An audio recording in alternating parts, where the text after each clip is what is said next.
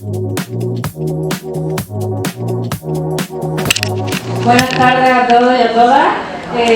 Yo me llamo Marina, soy trabajadora social de aquí de España, junto con mi compañera María Dolores, y sobre todo me dedico al programa que tenemos de ayuda a domicilio, que desarrollamos aquí en España, pero por otro lado también soy sexóloga.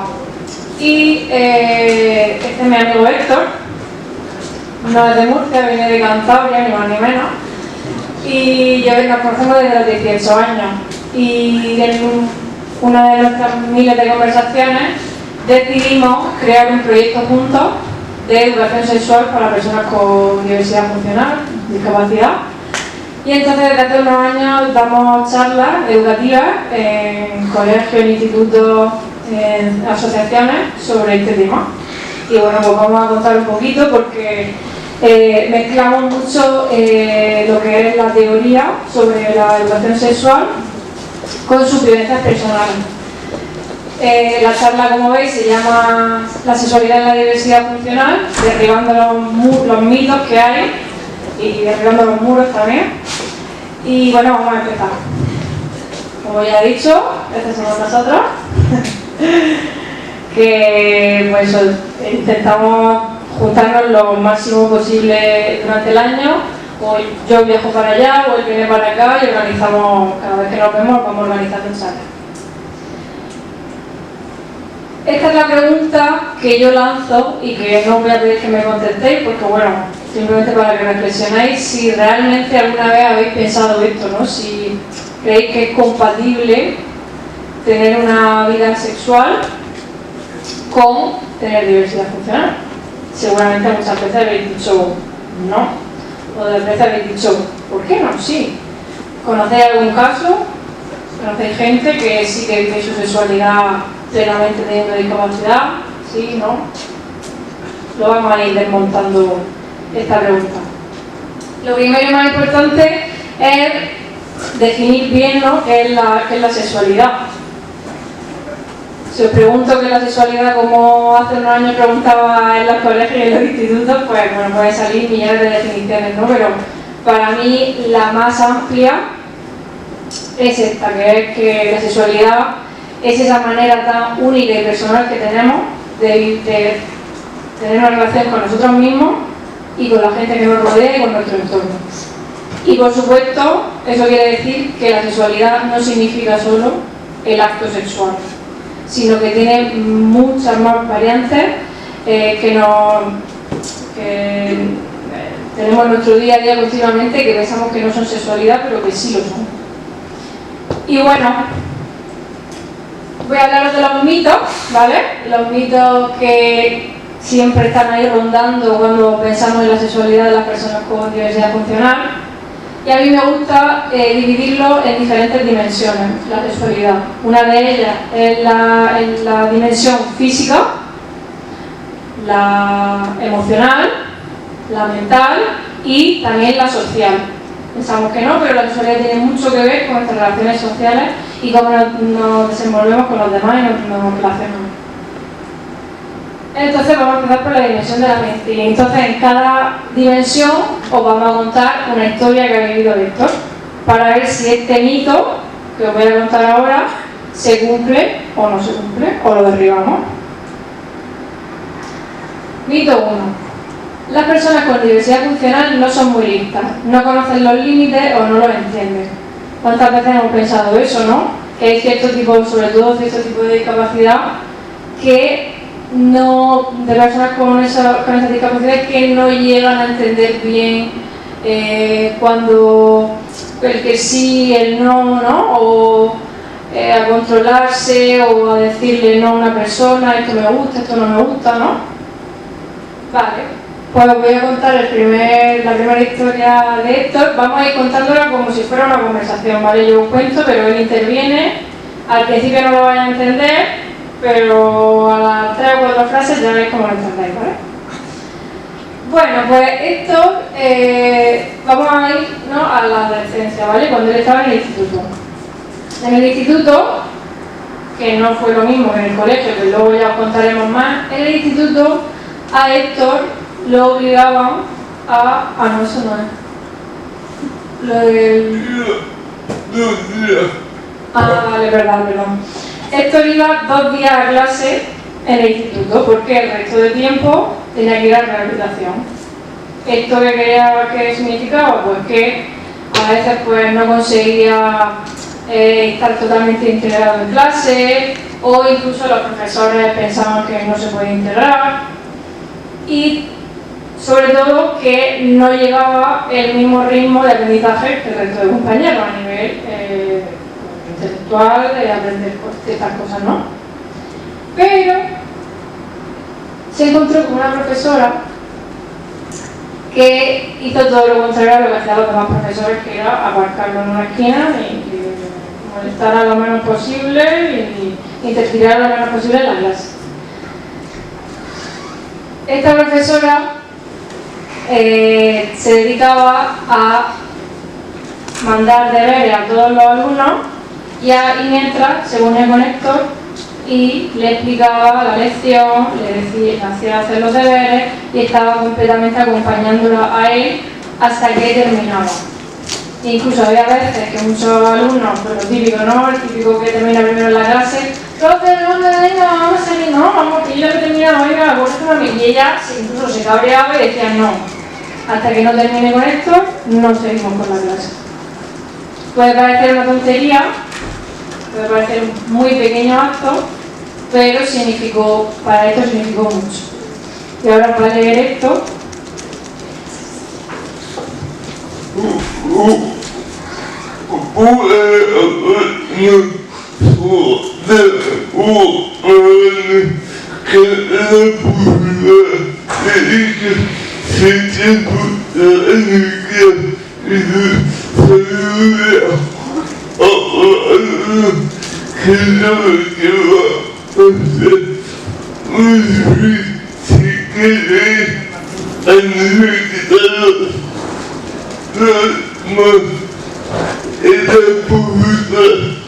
No consiguió salir el nivel, pero lo que todos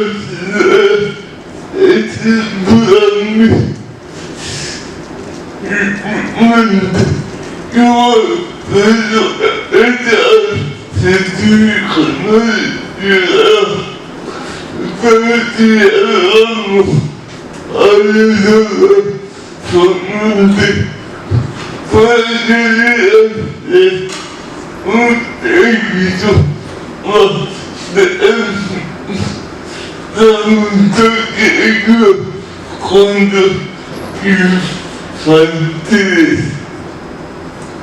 Y así pasó. Así ha pasado porque no lo he contado al principio, pero Héctor, después de ir al instituto, decidió no estudiar una carrera universitaria, pero sí dedicar su vida a su pasión, que es escribir. Y en este momento está escribiendo cuentos infantiles, que lo tenéis ahí uno de ellos, ha publicado ya 2.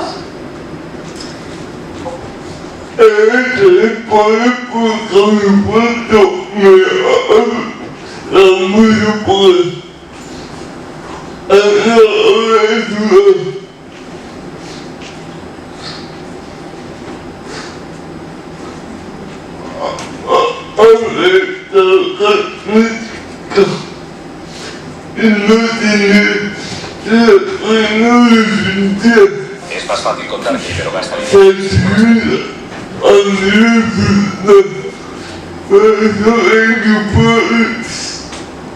Que no es capaz de poner un proyecto, sacar un cuento, algo y llevarlo a cabo como imaginar de algo mucho a nivel personal. Pues seguramente gracias a esa profesora que dedicó esos momentos a estar con él y a creer en él, fue una de las motivaciones por las que luego él sí se vio capaz para hacer esto, que seguramente muchos pensarían que es imposible, que él no puede, o es tonto, o no va a conseguirlo. Luego tenemos otra historia, esto es de jovenzuelo, adolescente jovenzuelo, ¿no? Adolescente. Él iba a un centro donde hacían muchas terapias y una de ellas, los sábados se lo llevaban, tenía un monitor asignado, y se lo llevaban a hacer una especie de ocio un poco diferente. Y es que este monitor, a lo mejor se iban juntos al centro comercial,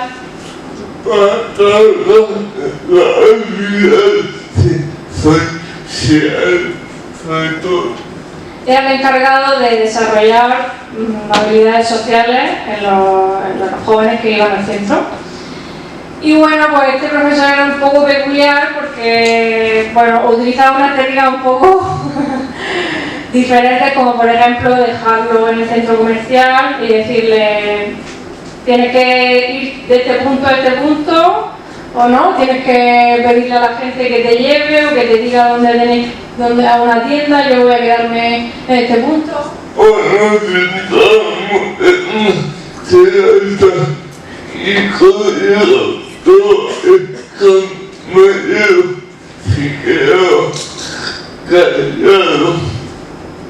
Cuando a lo mejor se sentaba en una terraza y venía el camarero y entonces él se quedaba callado para que hablara esto.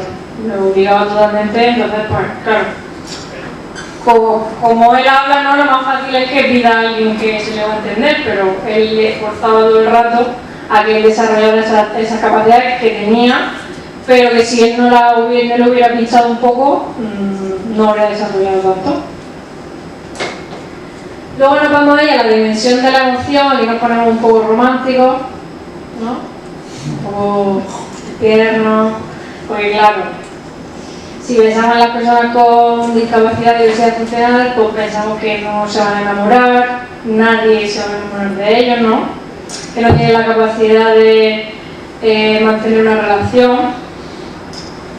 Y bueno, pues ¿qué creéis? ¿Qué creéis? ¿Que esto cumple este mito o que no? Pues no. Esta fue su primera novia, murciana, por cierto, porque a él le gustó mucho Murcia desde ahí de mar. Siempre me olvidé el nombre, Fundamir organizaba unos campamentos y él venía desde Cantabria para acá a los campamentos. Y en una de esas, con 16-17 años, una monitora se fijó en él, empezaron a quedar, bueno, a hablar primero, luego a quedar, y tuvieron una relación de 2 años. 2 años y medio. En el cual pues ella iba, él venía, ¿no?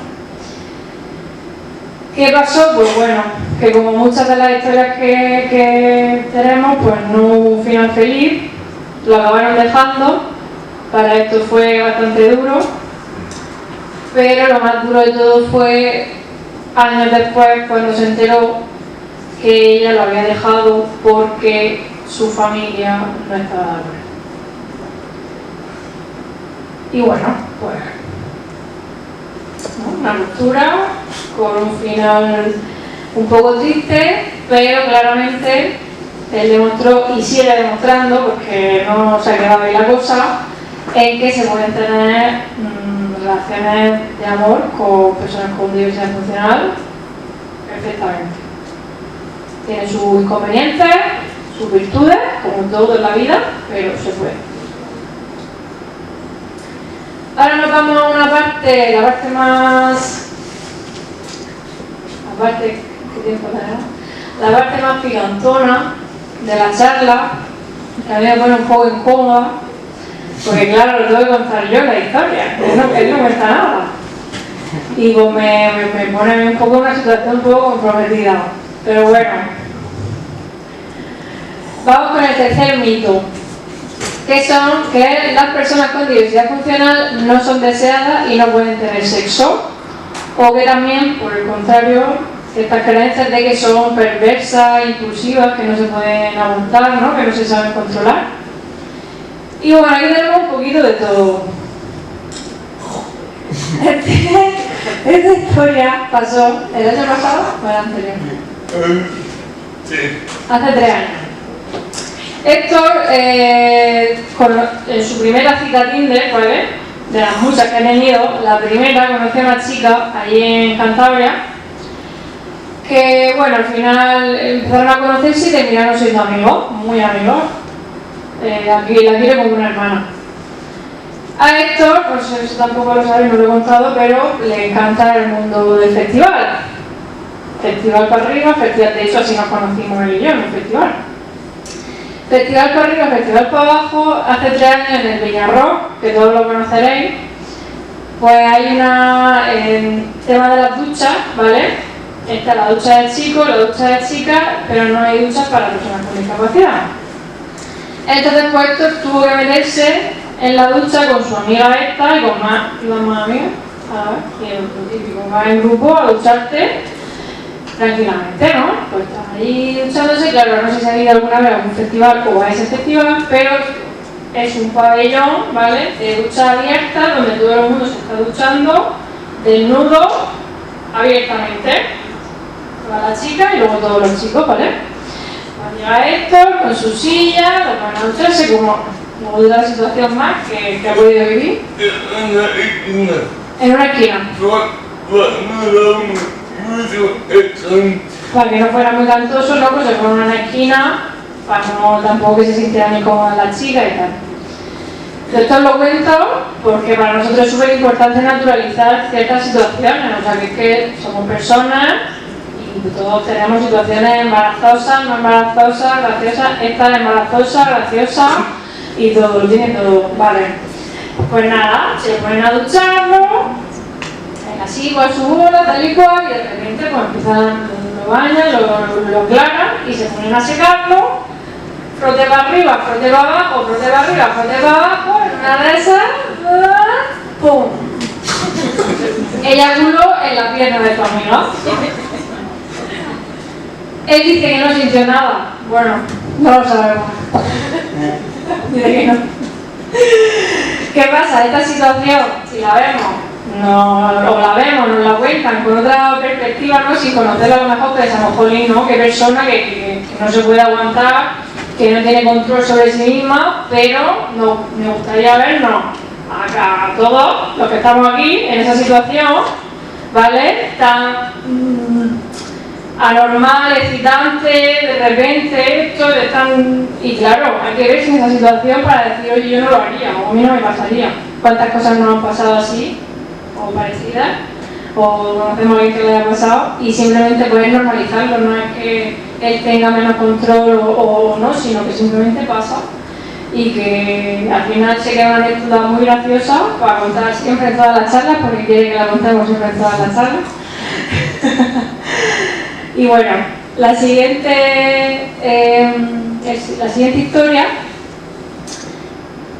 tiene que ver con una chica que conoció.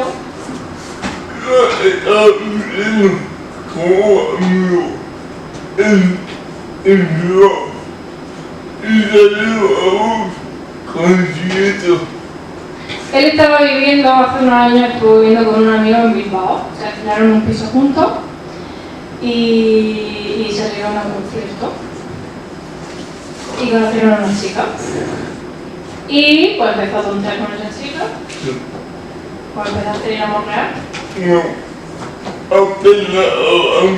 apenas hablaron, pero decidieron que era buena idea dormir juntos, ¿no?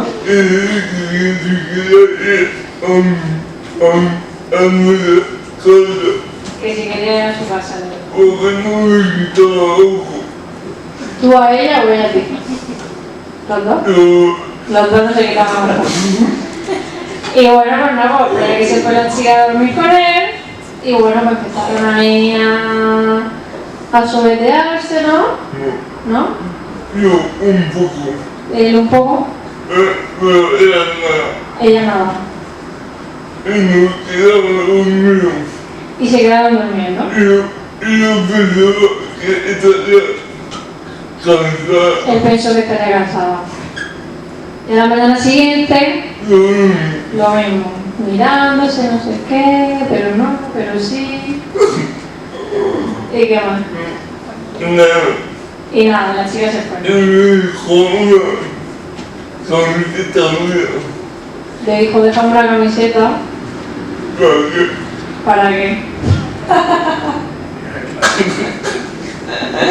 Pues para desahogarse de toda la tensión vivida toda la noche. Y luego volviste a quedar. Luego volvieron a quedar y volvió a pasar lo mismo. Y me parece raro. Y le pareció raro. La reflexión a la que él llega, que por eso he puesto esta foto, ¿sabéis cuál es esa bandera? La bandera de las personas asexuales. Personas que se denominan asexuales, que no quieren tener relaciones sexuales, y luego ya entra si quieren tener relación romántica o no, pero bueno. El caso es que él pensó que ella pensaba que él era sexual, porque no tenía mucho sentido. Me parece. ¿Qué le pareció? No lo sabemos porque nunca le preguntó. Me sorprendió que la noche que me conociera se venía a mí. Es raro. Y ahora que me siento igual. Le pareció raro que le dijera de quedarse a dormir esa noche, se quedara con él y a la semana siguiente otra vez. Y luego dejaste de hablar realmente porque empezaste a tener así una conducta un poco rara, ¿no? De ella, así un poco... Se enfadaba mucho por todo. Como si ya llevara 5 años.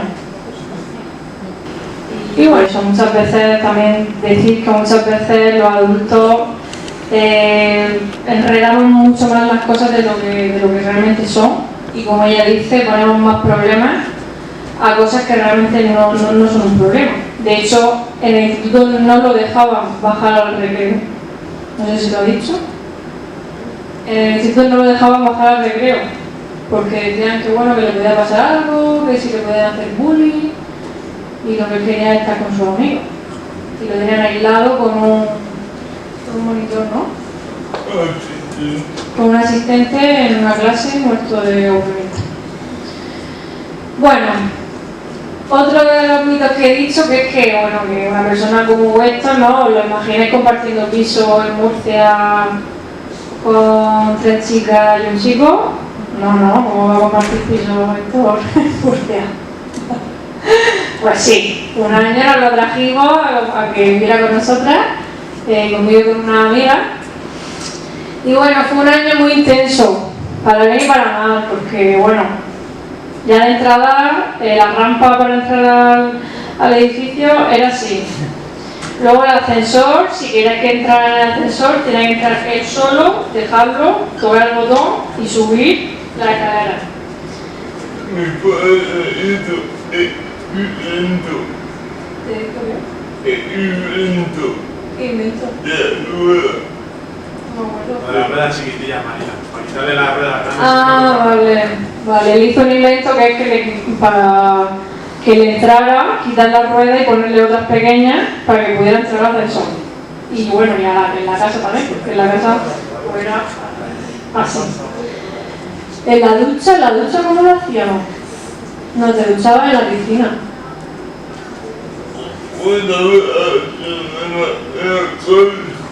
Una vez a la semana en la casa, pero vamos, la ducha esa yo no sé ni cómo te duchabas. Y bueno, pues también todo lo que conlleva vivir con una persona con tanta dependencia, levantarlo, vestirlo, darle de comer, prepararle la comida, asearlo, subirlo, bajarlo, pues es bastante duro, y éramos 4 o 5 personas. Imaginaros sus padres o los padres de cualquier persona dependiente que están ellos solos o 2 personas, es una locura. Por supuesto, ella es una persona maravillosa, por la que merece la pena todo eso, pero aún así hay veces que decía: tómate la merienda tú, te cojo un sándwich, te lo parto, te lo dejo aquí encima y te lo comes tú.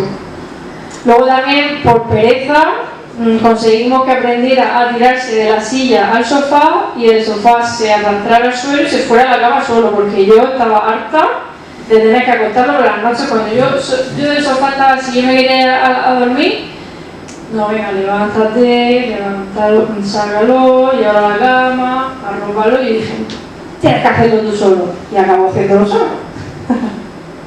ahora no lo haces solo, así, en tu casa. Muy bien. Y bueno, aquí un pequeño recopilatorio de su vida festivalera.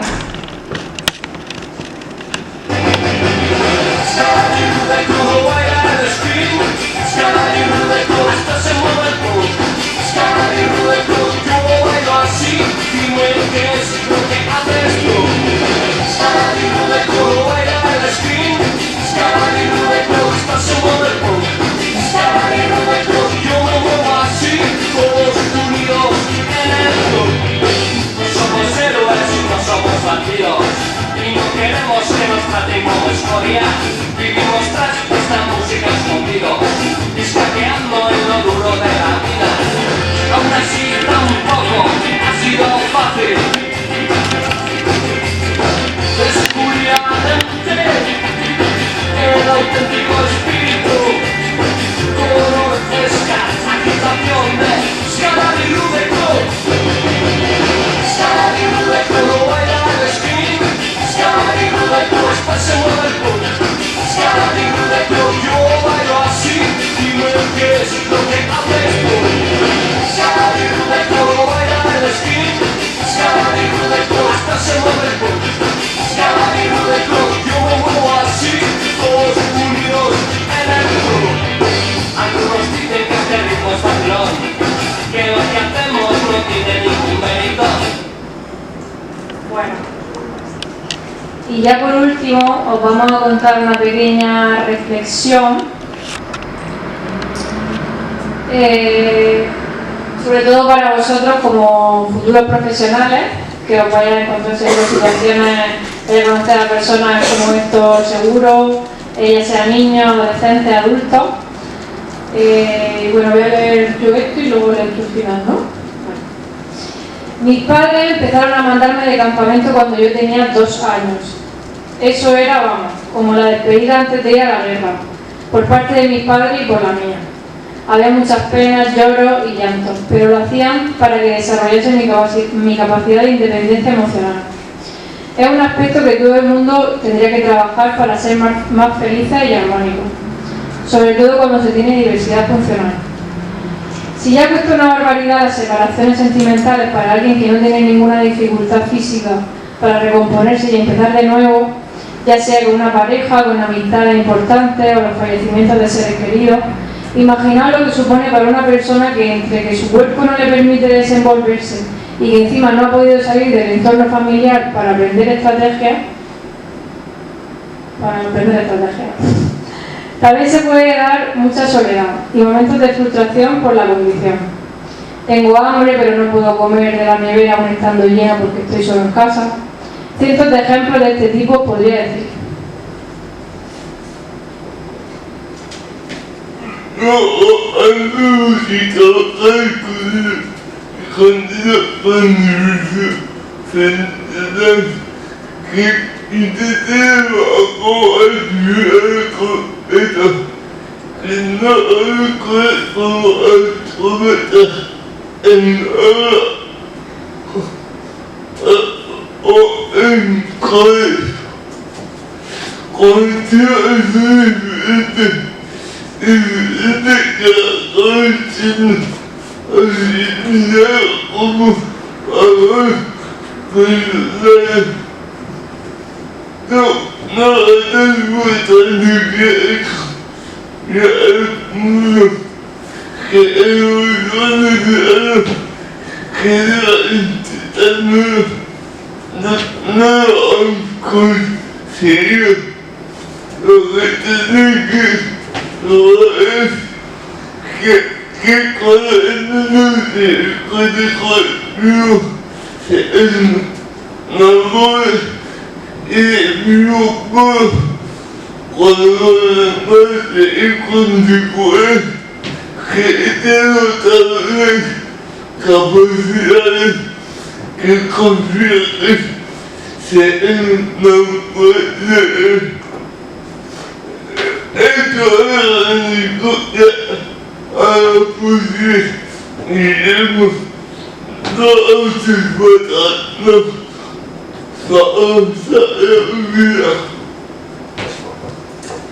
Y bueno, aquí os dejamos unos cuantos recursos por si queréis apuntaros para tratar más este tema, la normalización de la diversidad funcional. Y si tenéis alguna pregunta.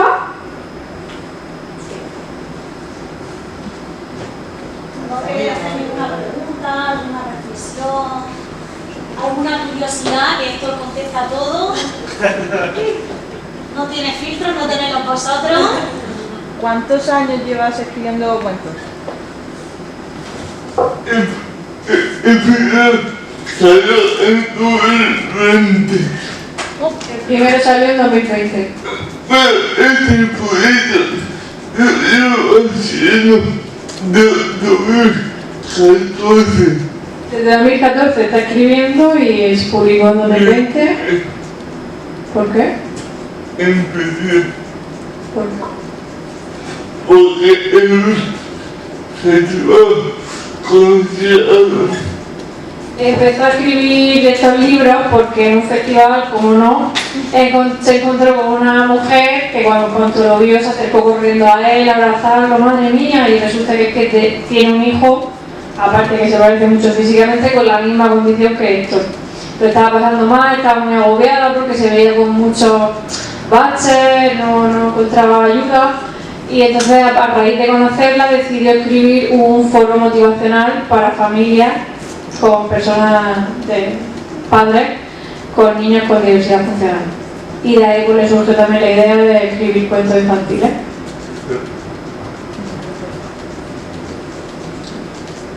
¿Crees que hay muchos autores que escriben sobre inclusión, o sea, cómo haces tú sobre libros para inclusión, para niños? O sea, ¿te has encontrado con muchos autores o crees que faltan en España más escrituras sobre inclusión?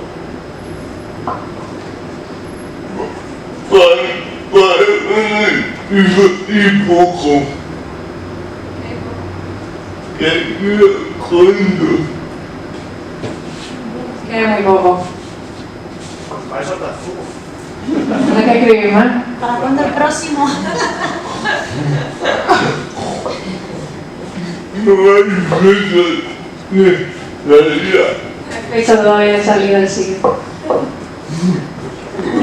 Muy bien. ¿Alguna pregunta más? ¿Tienes novia? Actualmente no. Pero está abierto. Siempre abierto. El Tinder también. Me cuento sábado. ¿Qué? Me cuento la gente. Que si os interesa lo que le pasó el sábado. La intención parece. Ah, la intención para este sábado. La vuelta. Voy a intentar quedar con el cine que he enviado esta semana con ella. La que va a intentar quedar con una chica de Tinder que cuando llegó ya de repente 3 match y uno de ellos era una chica que lo había visto en un bar aquí en Murcia el viernes y va a intentar quedar con ¿hay una mano levantada por ahí? Para que era la camiseta Héctor, que no la ha explicado. ¿Qué me explicar yo?